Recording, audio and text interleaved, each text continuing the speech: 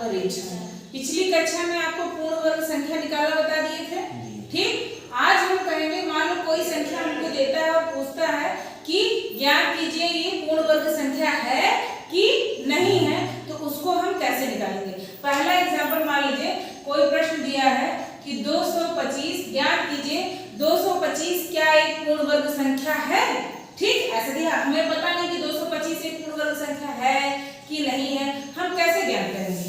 तो हमें पूर्ण वर्ग संख्या ज्ञात करने के लिए सबसे पहले जो है सबसे पहले क्या करेंगे, इसका हम क्या निकालेंगे, अभाज्य गुणनखंड। क्या करेंगे, अभाज्य गुणनखंड निकालेंगे। अभाज्य गुणनखंड आपको निकालना बताए थे, 225 का गुणनखंड चलिए करते हैं। किससे कटेगा, 3 से कटेगा, 3 सत्ते 21, एक इधर आ गया, 3 पचे 15 हो गया। फिर 3 से कटेगा, 3 दूनी 6, एक इधर आया, 25, फिर 5, ठीक है।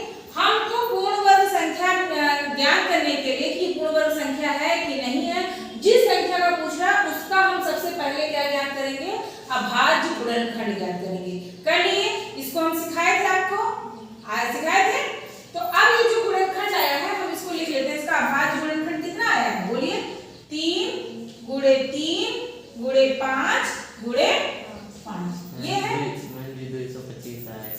सुनो, 225 का ये क्या है, हमारा क्या है, अभाज्य गुणनखंड निकालिए, ठीक है। अब हम क्या करेंगे, 2 का जोड़ा बनाएंगे, सेम का। जैसे 3 का है, 3 है तो जोड़ा मतलब 2 करेंगे, ठीक है। तो ऐसे जोड़ा बना, एक जोड़ा बन गया इसका, ठीक है। 5 भी 2 है तो इसका भी जोड़ा बन जाएगा, ठीक है। और आगे कोई संख्या हमारे पास, कोई अभाज्य गुणनखंड बच नहीं रहा, बच रहा है, नहीं बच रहा है, पूरा हमारा अभाज्य गुणनखंड क्या हुआ, खत्म हो गया और जोड़ा भी बन गया। अब इसमें हम क्या करेंगे, जब हमारा किसी संख्या का जोड़ा बन जाता है, ठीक है, बन गया, इसमें कोई भी अभाज्य गुणनखंड शेष नहीं बचा, तो हम कह देंगे कि यह संख्या एक पूर्ण वर्ग संख्या है। आई बात समझ में, यह संख्या एक पूर्ण वर्ग संख्या है, ठीक है। अगर यहीं पे किसी संख्या, मान लो यहाँ कोई एक बचा होता और जिसका जोड़ा ना बन पाता, तो वो संख्या हमारी पूर्ण वर्ग संख्या ना होती। आई बात समझ में, पूर्ण वर्ग संख्या कैसे निकालेंगे, कैसे निकालेंगे, सबसे पहले आप क्या करेंगे, उसका अभाज्य गुणनखंड ज्ञात करेंगे। अभाज्य गुणनखंड करने के बाद पूरा से लिख लेंगे, फिर उसका जोड़ा बनाएंगे। अगर पूरा जोड़ा बन जाता है तो दी हुई संख्या हमारा क्या है, अभाज्य वो पूर्ण वर्ग संख्या है। अगर जोड़ा पूरा नहीं बन पाता है, कोई संख्या बच जाती है, तो वह पूर्ण वर्ग संख्या नहीं है। Is that clear? आपको इस तरह भी आगे प्रश्न भी मिलेंगे। आज आपको ये करना है कि बहुत सारे प्रश्न अभी मैं दूंगी, संख्याएं दूंगी, बस आपको ये ज्ञात करना है कि पूर्ण वर्ग संख्या है कि नहीं है। चलिए एक और एग्जांपल देख लेते हैं, ठीक है।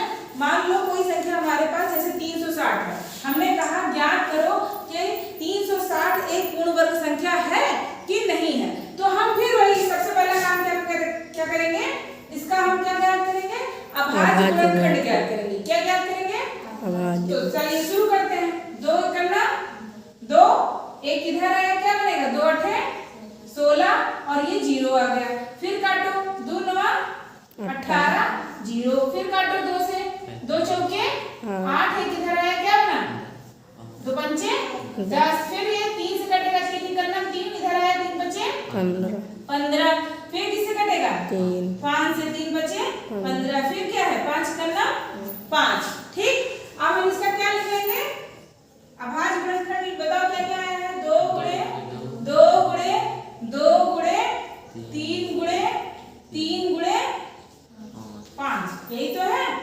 यही है ना।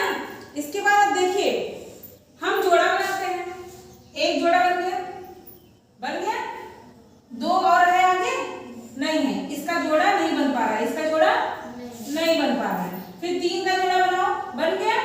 फिर आगे 5 है, कोई और 5 है, नहीं है, इसका भी जोड़ा नहीं बना। कहाँ बना, नहीं बना।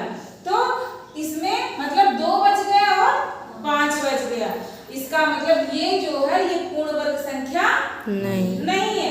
बस यही तरह समझना है। पूर्ण वर्ग संख्या कैसे ज्ञात करोगे, हम सबसे पहले उसका अभाज्य गुणनखंड ज्ञात करेंगे और फिर उसको ऐसे लिख करके सबका क्या बनाएंगे, जोड़ा बनाएंगे, ठीक है।